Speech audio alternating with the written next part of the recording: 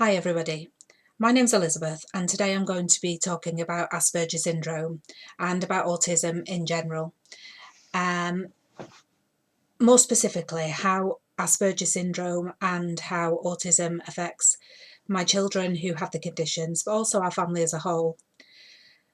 Before I start, I'll tell you a little bit about myself and why I think that I am qualified to tell you about these things.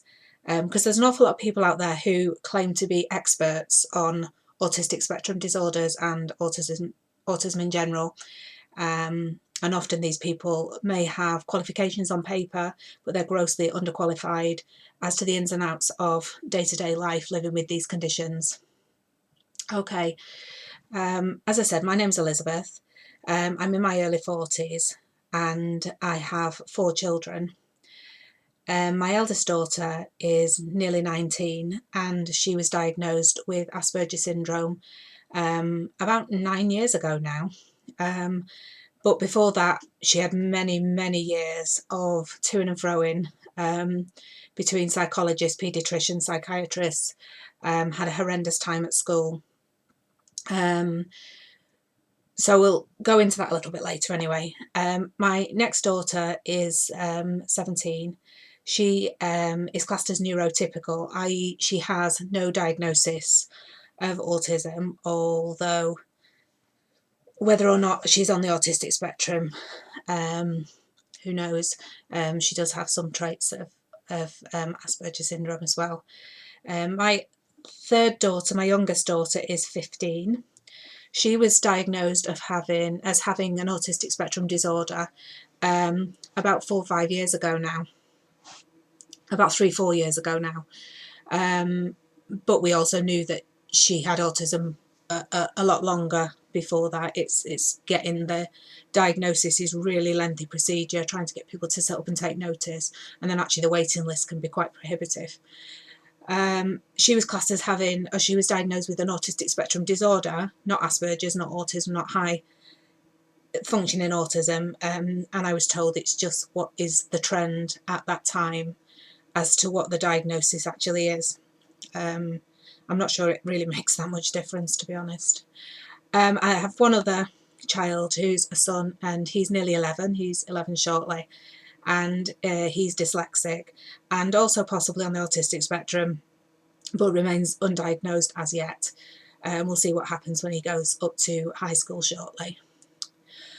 Okay, so really then, from the time my daughter was born, in fact she was 10 months old when we noticed that things were really not right at all, and she actually started having tests at 10 months old. And it took all that time, took sort of 10 years before we got a diagnosis. But a diagnosis does not, by any stretch of the imagination, mean that it's an easy ride there on in. You have to fight for all sort of help educationally, etc., etc. So I've been fighting really for 19 years for my children to have sort of a level playing field in life. So that's why I feel that I'm qualified to talk about Asperger syndrome. I also do some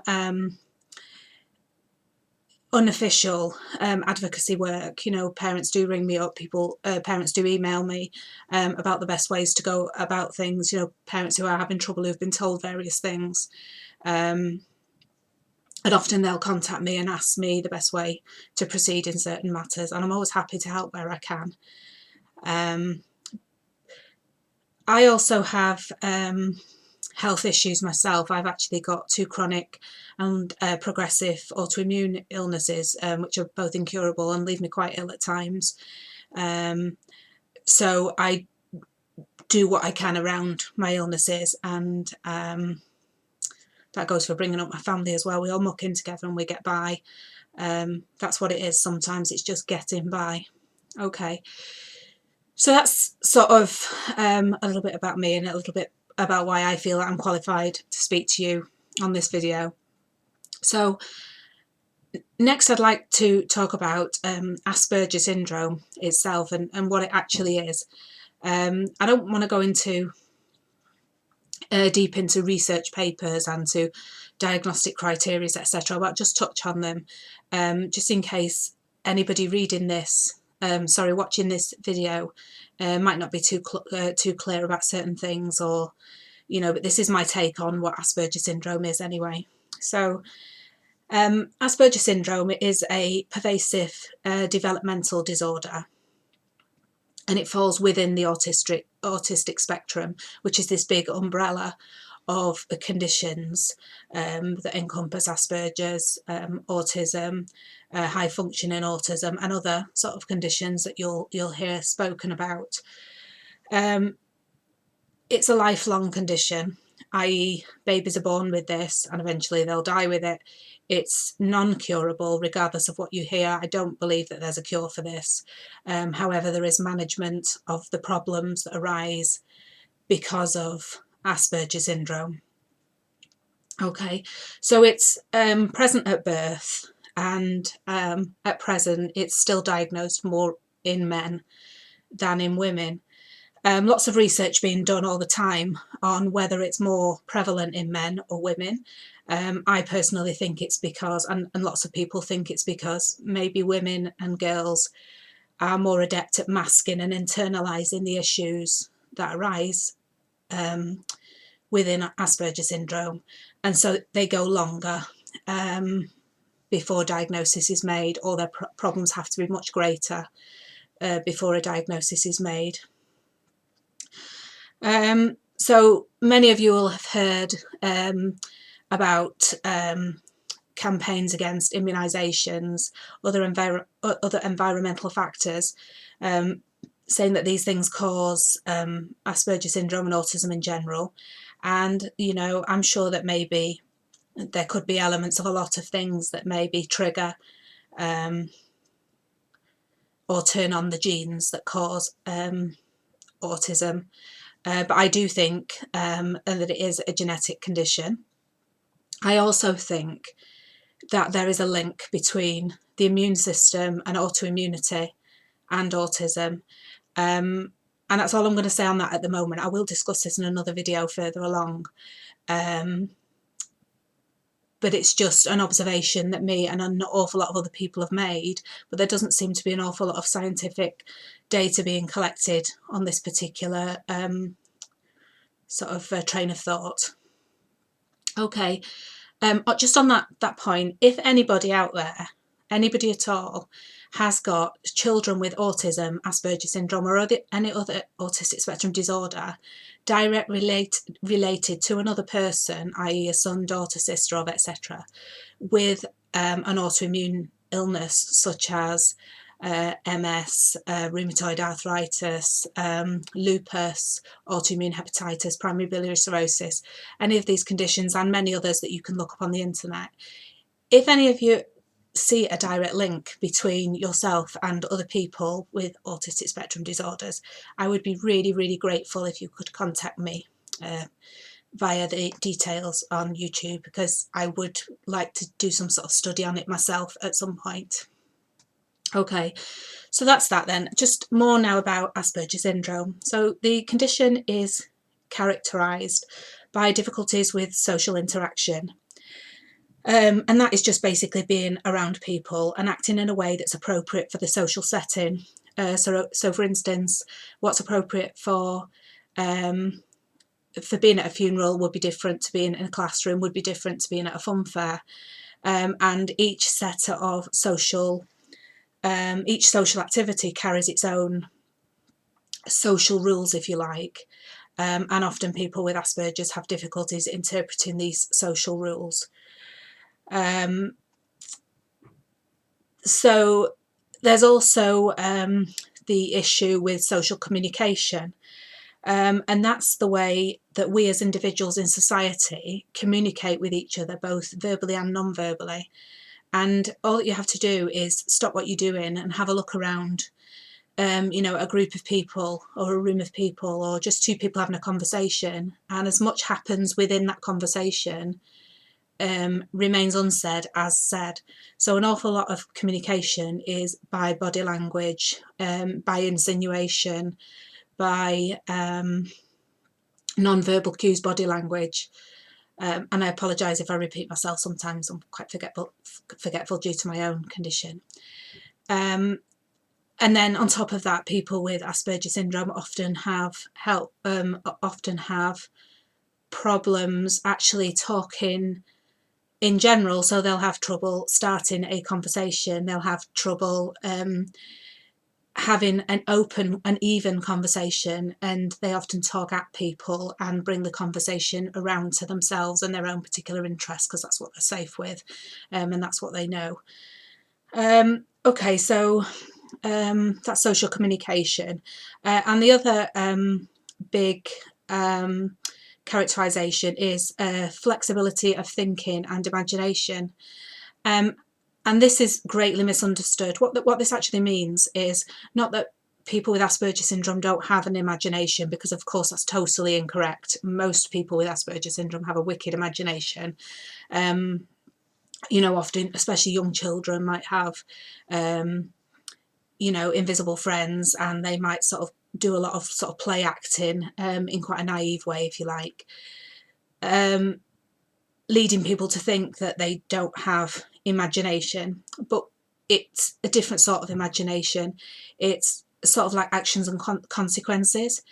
So, for instance, it's the social rules, the rules that we learn every single day for every single task, whether it be how to cross a road, how to act with strangers, how to make a piece of toast. All these specific things we learn, and we learn the skills for, and we learn the routine for. And when something differs, for instance, if you make a piece of toast and the toast burns, etc., you might turn the dial down, or you might pop it up before it burns. Or, you know, if you go to cross a road, a car might jump those lights, because that's a possibility, that's something that can happen. But people with Asperger syndrome sometimes don't see the bigger picture. They can't think outside the box, and they can't always move one set of rules onto a different, even sometimes a slightly different scenario, which can lead to a lot of confusion and frustration and anger. So Asperger syndrome was first identified well over 50 years ago now by a psychiatrist stroke paediatrician, a Viennese chap called Hans Asperger. And he initially studied a group of predominantly boys, and identified certain behaviours, including lack of empathy, impaired imagination, difficulty in making friends, intense absorption in special interests, etc. And these criteria are used even today in the diagnostic, in the diagnosis, the way the diagnosis is made. What's really important to understand is that you can't take a little bit out of somebody and say that's the Asperger syndrome, because it's as entwined with a person's personality as any other sort of personality quirk, if you like. So each person is affected totally different by Asperger's.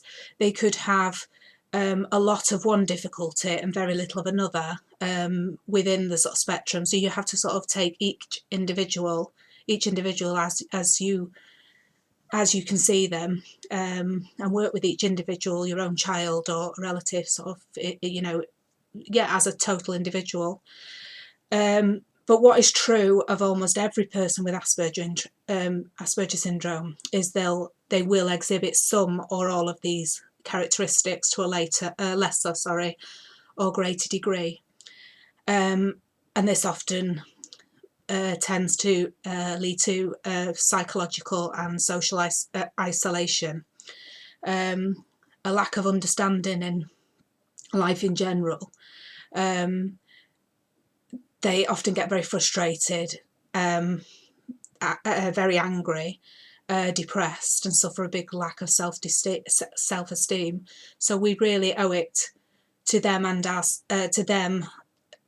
ourselves, really, to help them get this level playing field. So that's it for now. I'll talk more in further videos. I hope that's been a little bit of help. I'll talk in further videos about some more of the personal side of living with Asperger syndrome. Thank you for watching. If you want to contact me at all, please do so on the details below. And if there's anything you want me to, if there's anything you want to ask me or ask me to cover, then please do, and I will do my best to do that. And thank you to everybody who suggested that I do this. It's taken quite a bit of courage, really. So I will talk to you all soon. Thank you. Bye.